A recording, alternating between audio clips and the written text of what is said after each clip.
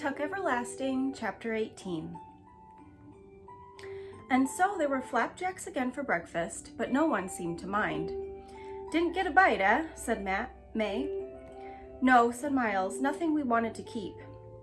That was true anyway, and though Winnie blushed as he said it, she was grateful that he didn't explain. "Never mind," said May. "You're likely out of practice. Tomorrow, maybe." "Sure," said Miles, "tomorrow." But it was the thought of seeing Jessie again that kept Winnie's stomach fluttering. And at last he came down from the loft, yawning and rosy, rubbing his curls just as May was piling the plates with flapjacks. "Well, slug-a-bed," she said to him fondly, "you come near to missing breakfast. Miles and Winnie been up for hours, out fishing and back already." "Oh," said Jessie, his eyes on Miles. "Where's the fish then? How come we got nothing but flapjacks?" "No luck," said May. "There wasn't biting for some reason." "Reason is, Miles don't know how to fish," said Jessie. He grinned at Winnie and she lowered her eyes, her heart thumping. "It don't matter," said May. "We got plenty without. Come and get your plates, everybody." They sat around in the parlor as they had the night before. The ceiling swam with bright reflections and sunlight streamed across the dusty, chip-strewn floor. May surveyed it all inside contentedly.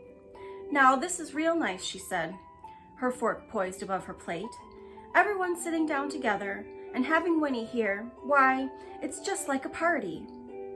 "That's the truth," said Jessie and Miles both together, and Winnie felt a rush of happiness. "Still, we got some things to discuss," Tuck reminded them. "There's the business of the horse getting stole, and we got to get Winnie home where she belongs. How are we going to do that without the horse?" "After breakfast, Tuck," said May firmly. "Don't spoil a good meal with a lot of talk. We'll get to it soon enough." So they were silent eating, and this time Winnie licked the syrup from her fingers without pausing to think about it first. Her fears at last night's supper seemed silly to her now. Perhaps they were crazy, but they weren't criminals. She loved them. They belonged to her. Tuck said, "How'd you sleep, child?" And she answered, "Just fine," and wished for a fleeting moment that she could stay with them forever in that sunny, untidy little house by the pond.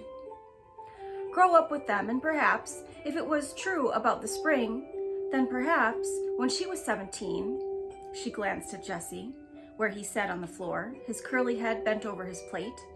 Then she looked at Miles, and then her eyes went to Tuck and lingered on his sad, creased face. It occurred to her that he was the dearest of them all, though she couldn't have explained why she felt that way. However, there wasn't time to wonder, for at last moment someone knocked at the door. It was such an alien sound, so sudden and surprising, that May dropped her fork, and everyone looked up startled. "Who's that?" said Tuck. "I can't imagine," whispered May. "We ain't never had callers in all the years we were here." The knock came again. "I'll go, Ma," said Miles. "No, stay where you are," she said. "I'll go." She put her plate down carefully on the floor and stood up, straightening her skirts. Then she went to the kitchen and opened the door. Winnie recognized the voice at once. It was a rich and pleasant voice, the man in the yellow suit, and he was saying, "Good morning, Mrs. Tuck. It is Mrs. Tuck, isn't it? May I come in?"